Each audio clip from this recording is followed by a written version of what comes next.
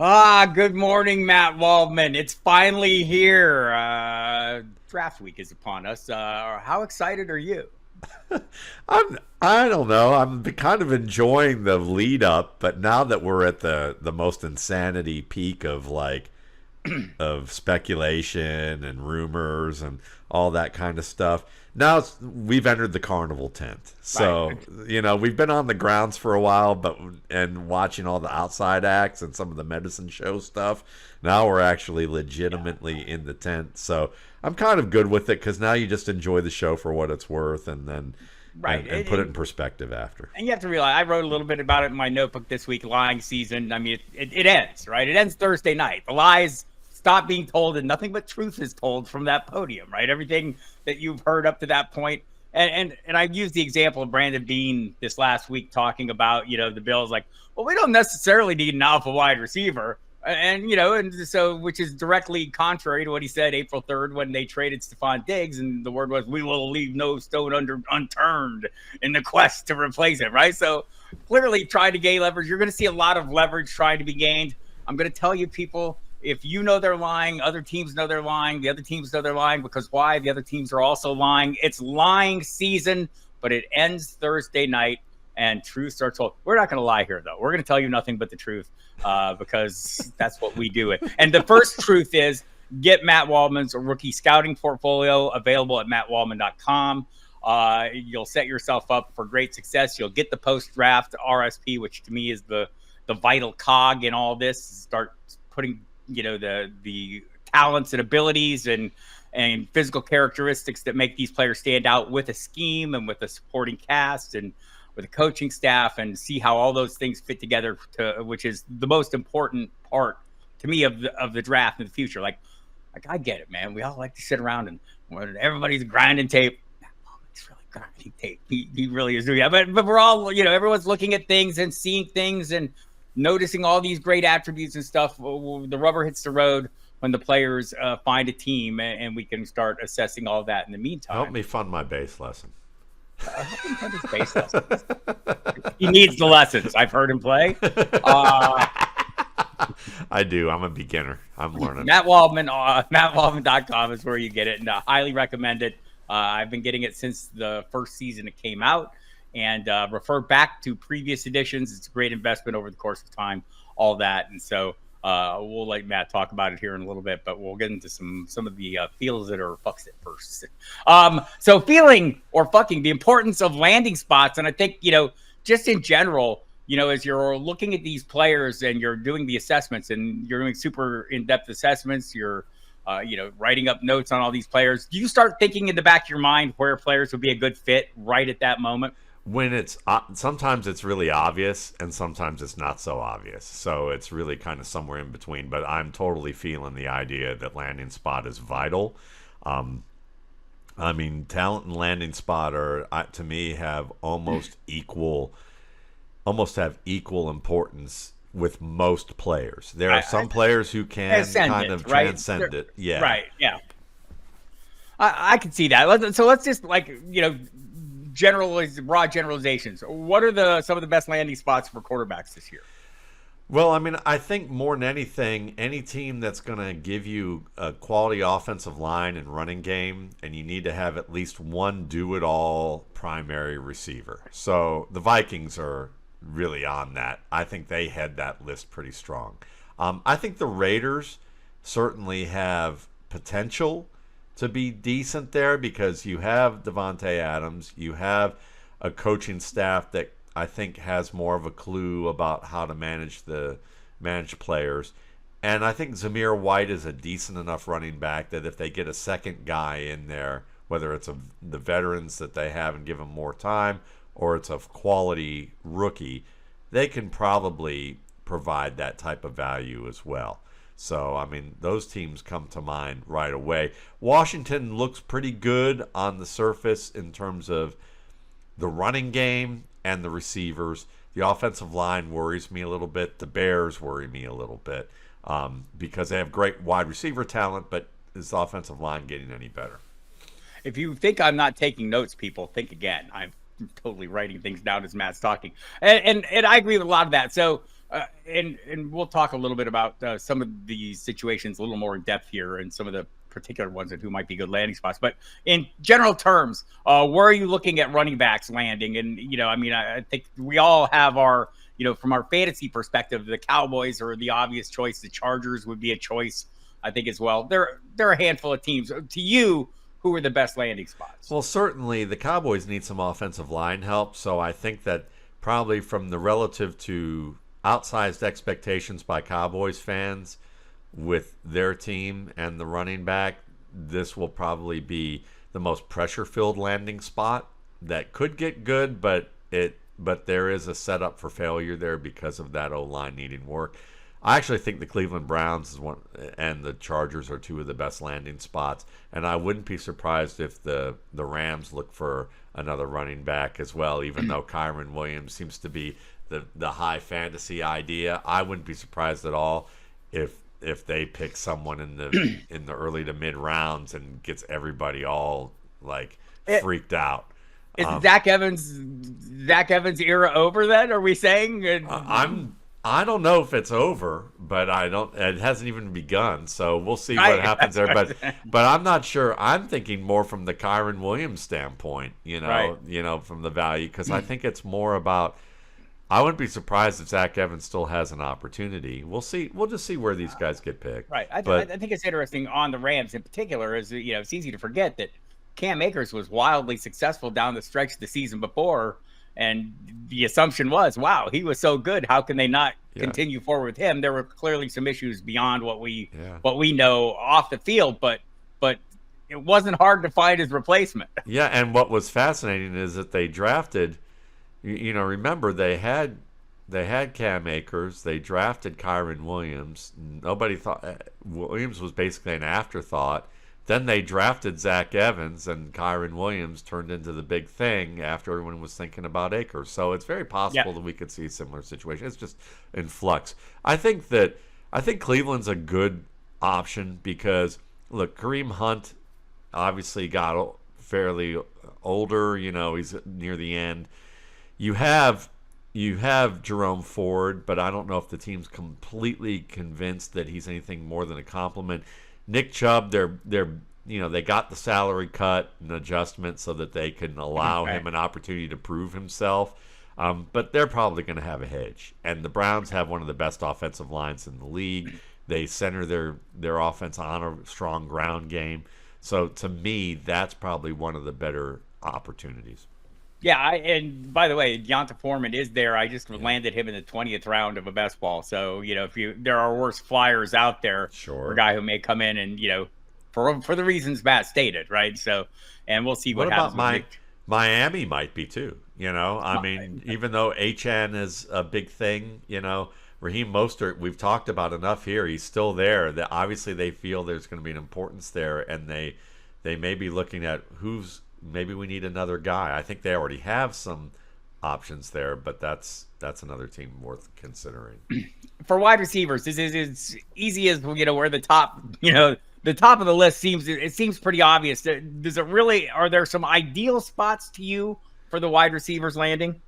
I think more. Yeah, I think that really more than anything, I think the Chargers are an ideal spot, even with Harbaugh and the reputation Harbaugh has as an offensive guy.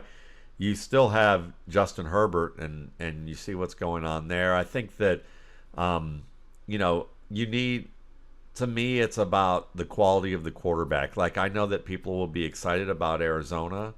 I'm not sure I'm as excited about that, just because I think Kyler Murray still has a lot to prove. He doesn't have much to prove as a fantasy option, but as an NFL option, I still think there's a little bit more to prove there. I would probably add as another team that's worthwhile, considering. I still think that, I don't know if there's really another squad that I'm super excited about. There was one other team that was kind of coming to mind, Bob, but I can't. Jacksonville, for me, is one that probably has a need for an alpha type if they moved up in the draft. I think Buffalo is the one. Yeah, Buffalo is. Seems like there's multiple needs, right? So, and like Like, I've heard like two theories on this. One theory is they trade up and get a super high end guy, and that makes sense. Another one is they trade back and they get a couple in the second round and try and cobble it together. Do either of those appeal to you? One appeal to you more than the other? Well, I mean, I certainly think that Buffalo is an intriguing option. I have a little low level worry about Josh Allen. I just I think that he's still going to be very productive, but I think we hear things. But we hear things, and I just am not. I'm not totally sold that this Josh Allen thing is a stable thing. But I'm gonna have. But if people were asking me to bet on it, I'd bet on it. So, like, we hear the same things. I say fuck those things mostly because he's Josh Allen. But but there are things, right? And like, you see the circumstances with Stephon Diggs. I mean, probably a reason Stephon Diggs wasn't happy where he was, and maybe some of them are related to Josh Allen. And maybe Josh Allen's level of commitment to success doesn't match everyone else's. So clearly the numbers have been there, but a rookie wide receiver coming in, it's going to be very excited to be playing with him. Yeah, he's going to get away with it.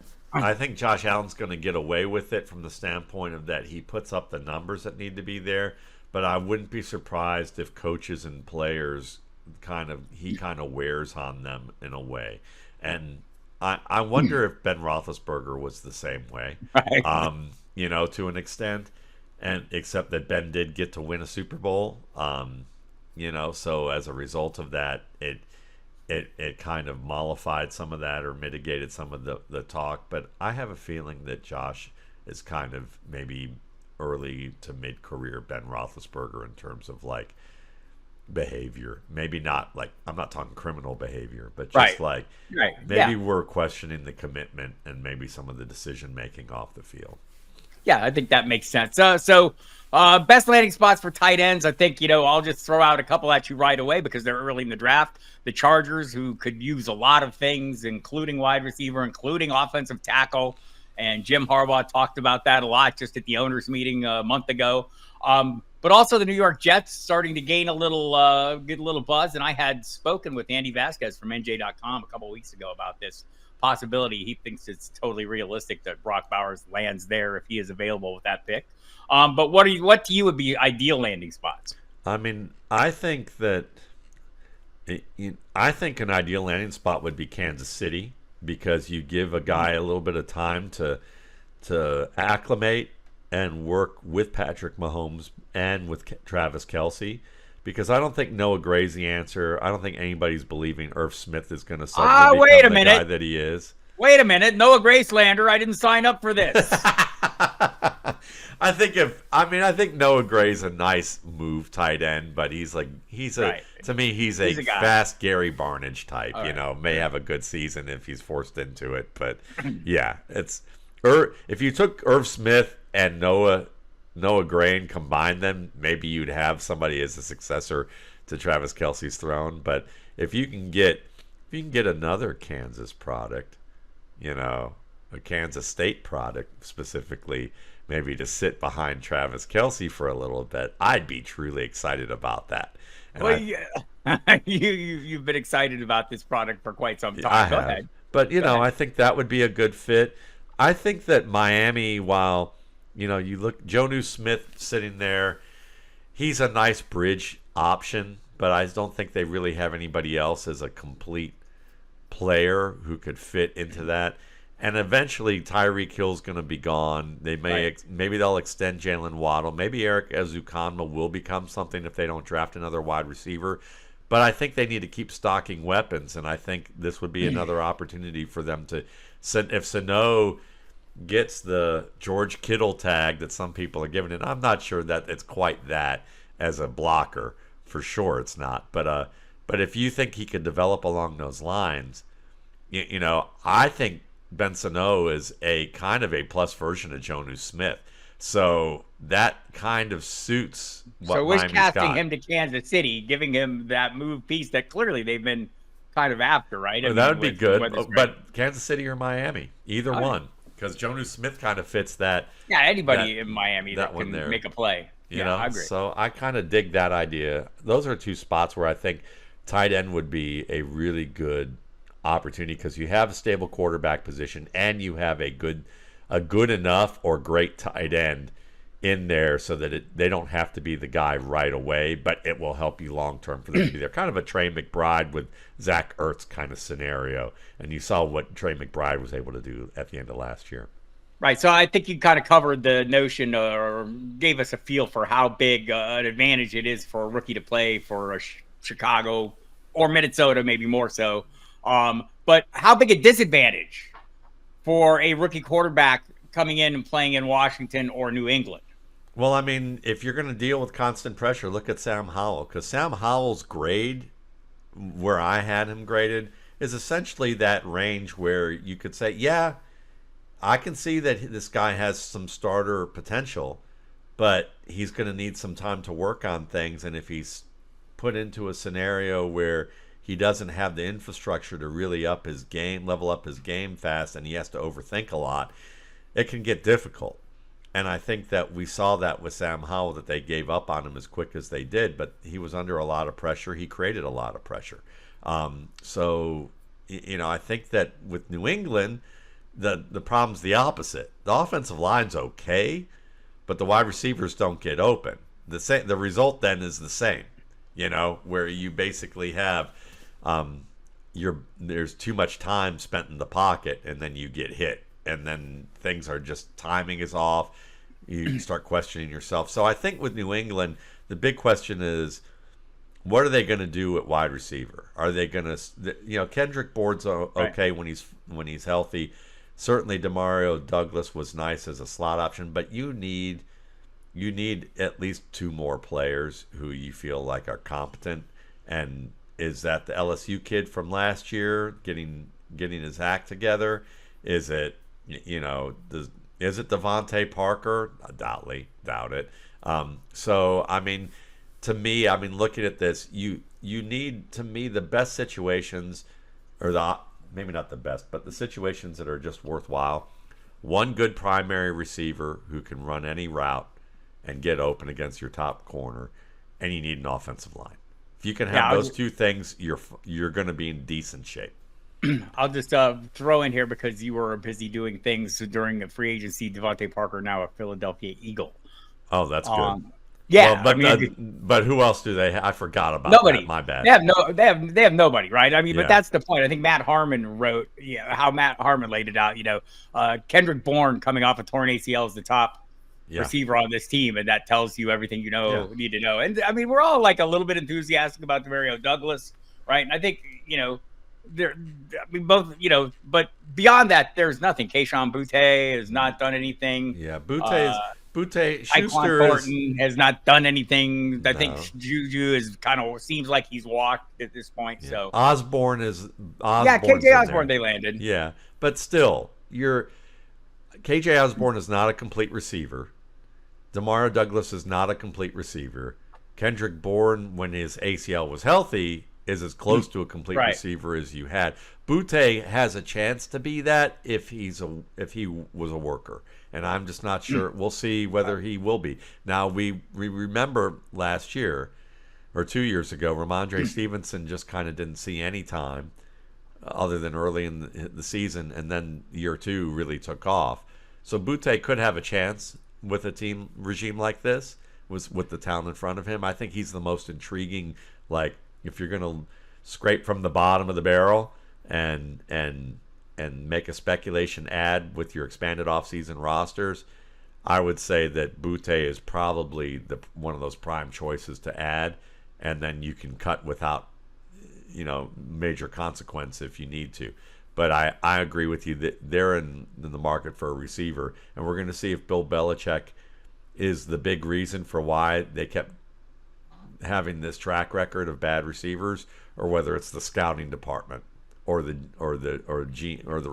how about not scouting department, or the remaining characters in the New England organization. Right. And so I wonder, just like, kind of an aside to this, feeling or fucking, some kind of advantage. My feeling is it has to be some kind of advantage having coordinators in both Washington and New England who are former NFL quarterbacks. Yeah, I think that there's. I mean, it's got to help, right? It can help some. Yeah, I think it should. At least an understanding of of being in that spot Yeah. of coming into a team and from a fit standpoint, it should help. It's just whether or not the executives shopping for the groceries are going to put the right fits there. I mean, it's like putting Jalen Reagor in Philadelphia, as opposed to maybe where he would have fit better. Right. All right. Denver, the big news this morning, the big lie this morning. Denver, or whatever it is, Denver willing to trade up for a quarterback, do whatever they can to get one. Who should they target if that is indeed what they're all about? It's a Browns fan, Drake May, as a but I would say for Denver and what they do well, or what Sean Payton likes to do, let's put it that way. I think Michael Penix or Bo Nix are the two options that I would want to see. I don't think it's going to happen that way. But for me, I think it's you want quarterbacks who move well in and outside the pocket. You want good decision makers for Sean Payton. You want guys that don't invite pressure, who can play in the timing game, throw in the middle of the field, and not be late doing it. And I think those are the two best options of the quarterbacks not named Caleb Williams. Right, and we've heard, if you've listened to the Audible over Football Guys, Cecil Lammey thinks it'll be J.J. McCarthy as the apple Payton's eye. I think the key characteristic here is not pissing off Sean Payton. That is job number one for a Denver quarterback, according to Russell Wilson. And McCarthy will be okay from the short and intermediate passing game standpoint. We'll see if he can deliver in the deep game. He's not bad. He's not bad from that standpoint. But again, they'll be getting another Jake Plummer. That'll be interesting to see if they can get an upgraded version of that. There's potential there. Well, while we're talking about Denver, Courtland Sutton, a little talk that he could be traded, and then the latest talk is he won't be traded. Cecil Lammey thinks he will be. But, that aside, what is he in fantasy terms if he remains in Denver playing with a rookie quarterback? Feed me 8 times, I'll drop 2 to 3, and I'll make 2 to 3 big catches, and, we'll do fine. Bravo. He's he's the black hole power forward that you've got to keep feeding the ball to, and because if you stop when he's like 3 for 7 in the first quarter, you're going to lose. But you at least have a chance of staying competitive, even though you may still have a losing team with him. If he goes on a hot streak and catches 5 out of the next 7. Or he gets those 10 touchdowns, you'll be glad you invested in him as your wide receiver 4 or 5 in best ball drafts, which one of us has been doing a little bit of. Justin Jefferson. So looking at this last year, Jefferson down the stretch when he came back from his injury, weeks 14 through 18, ranked 3rd in fantasy points per game. He was playing with guys who didn't finish games, Josh Dobbs and Jaron Hall, who were supplanted by Nick Mullins, who got a couple of those starts as well. Not a high-end list of quarterbacks for sure. So, Justin Jefferson with Sam Darnold or a rookie, we're not concerned about maybe what Jefferson's going to do. What can Darnold be with Justin Jefferson? The answer really, I think the best thing to say is that he'll maybe be another 300 to 500 yards richer than what he was with the Jets. Only just saying is that really the big issue with Sam Darnold is what he does in the middle of the field, or what he doesn't do in the middle of the field. And so what Justin Jefferson gives you on the boundary, Sam Darnold can provide that. And he'll be competent at times in the middle of the field. But the biggest issue is, can he solve the NFL questions of coverage that have plagued him most of his career? And I think the offensive line is strong enough, but I'm just not convinced I just think that he's really more of the Joe Flacco bridge to the next Lamar Jackson. Basically, fuck Sam Darnold, feeling the rookie, whoever it is. Pretty much. That rookie's going to get a chance. And I think, like we said at the top, or you kind of outlined it, a great receiving core, a good coach who seems to understand the position and understand how to run an offense. I think there's a lot of good things about whoever winds up in Minnesota that will be appealing, whether they start right away or not. Maybe one of the things that you like about it is maybe they won't have to start right away. Yeah, I think they're gonna. I think this is the spot where maybe Drake May has his best chance at success. But I would say that it's going to be a little bit of a bumpy ride. It'll still have potential for being a bumpy ride. And I would say that while Drake may have his best chances for success there, if it doesn't work out well, Justin Jefferson is going to be asking for a trade before his contract's up. All right, let's do some quick hitters here. Devonte Smith currently going as wide receiver 25. Just got a new deal last week, making $25 million a year, only one of 6 wide receivers. There will be more soon enough, I can assure you that. Jaylen Waddle got his option picked up. He's going as wide receiver 20. Who you feeling more? Go ahead, take the cheaper piece. I am. Absolutely am. How about in a vacuum? How about equal value? Like if they were in same price. Same price? Based on the offense that they're in, I would probably go with Smith. But it's close. I mean, I could see 5 out of 10 scenarios where Waddle could be the better player. And part of it is because I think Waddle is just frankly a better wide receiver, even though I know there will be people who will disagree with that. I think Waddle's better at the catch point. I think that he's a little bit more physical. I think he's better after the catch, whereas Smith is maybe a little bit better of a route runner in certain areas of the field, but not completely on the outside against physical coverage, where I think Waddle can be a little bit better. So, but I look at the offense with A.J. Brown on the opposite side, and what Jalen Hurts can do as a quarterback, and I think that I'll give Smith just the slightest edge. Yeah, I'm on Smith too as well, especially given the slight discount for sure. J.K. Dobbins signs with the Chargers, reuniting with both Gus Edwards and Greg Roman. Royce Freeman lands in Dallas. Feeling or fucking either of them as a possible contributor, maybe a late round best ball flyer or any of those things? I'm absolutely taking the flyer on Dobbins because I love his ability. We know obviously that it may be difficult to fully believe in him, and especially when they draft somebody else.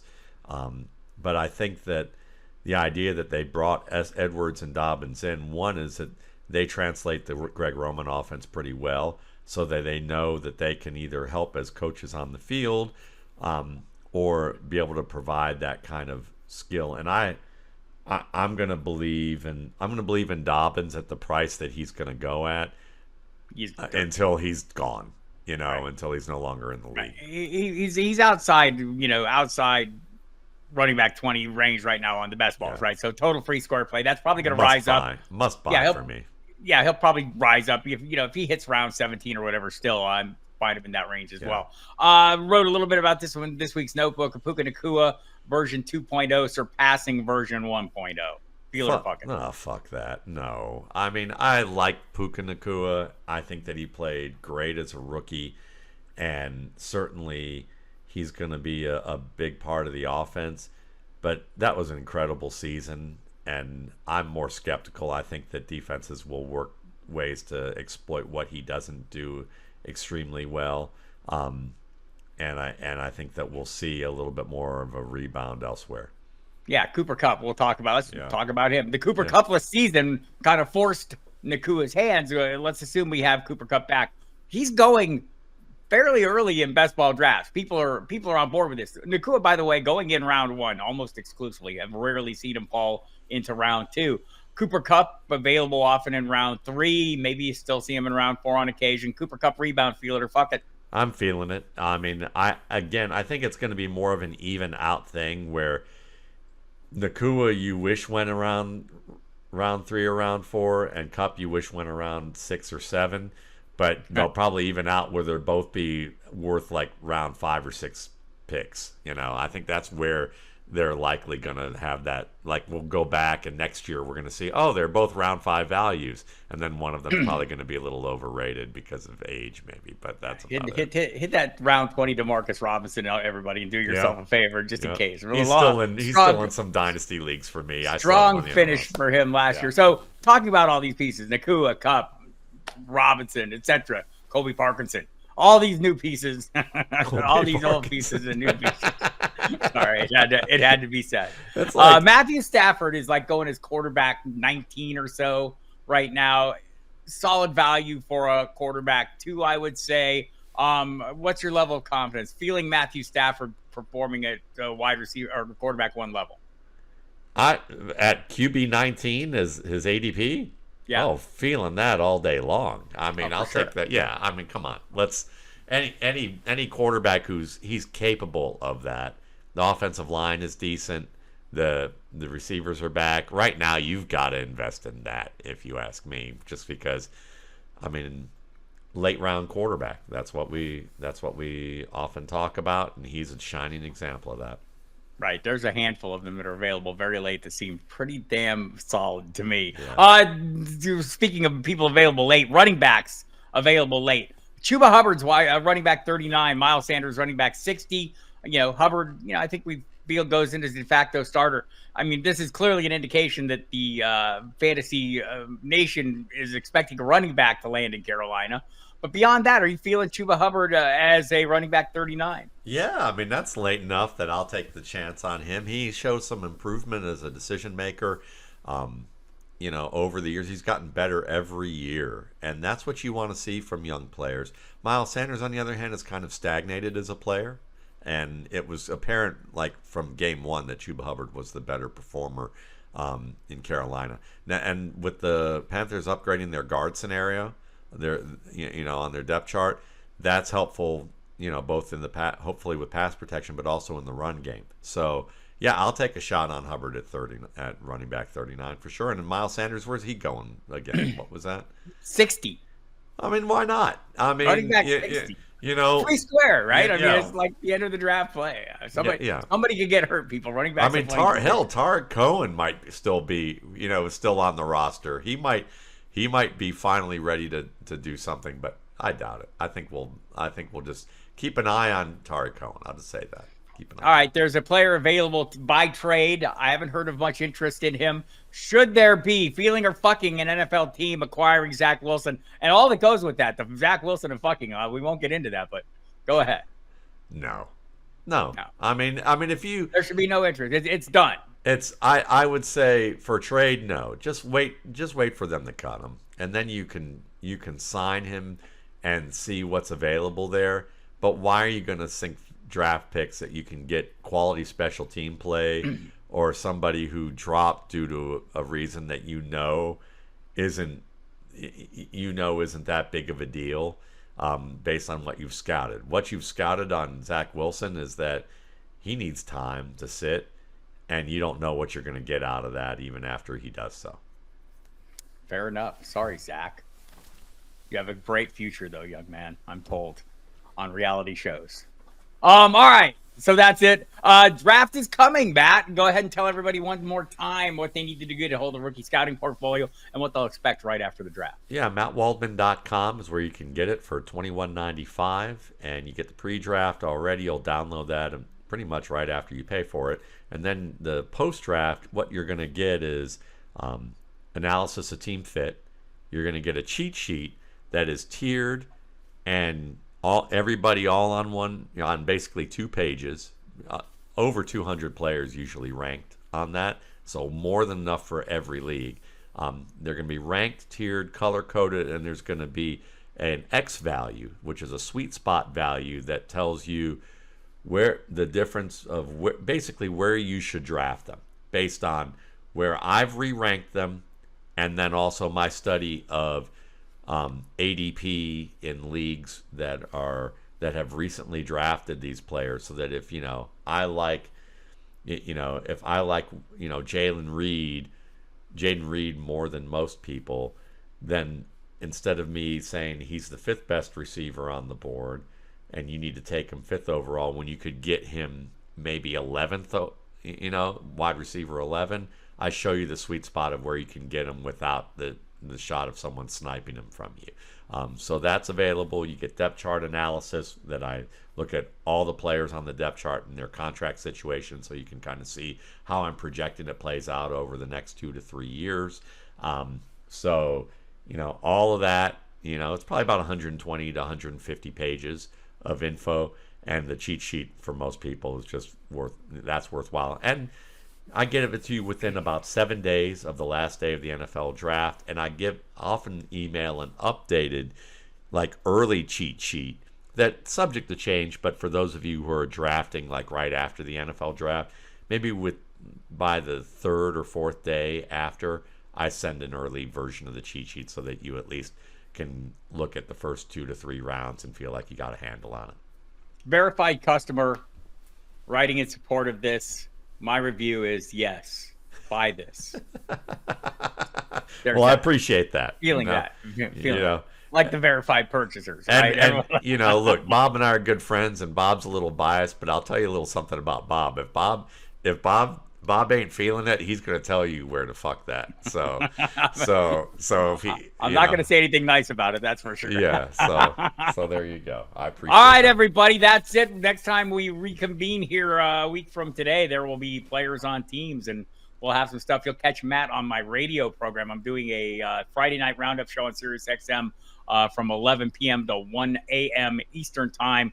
Kind of go over some of the picks and talk about some things. Matt will visit me one of those hours. So be ready for that. Matt, you'll go to his Twitter right now at Matt Waldman, find all the places he'll be in the interim. He's going to be very busy as we go through the draft, and so will I. So check it all out on SiriusXM Fantasy Sports Radio, at Football Guys, and on our Twitter feeds at Football Diehard, at Matt Waldman. Matt, love you. Goodbye. Love you. Bye.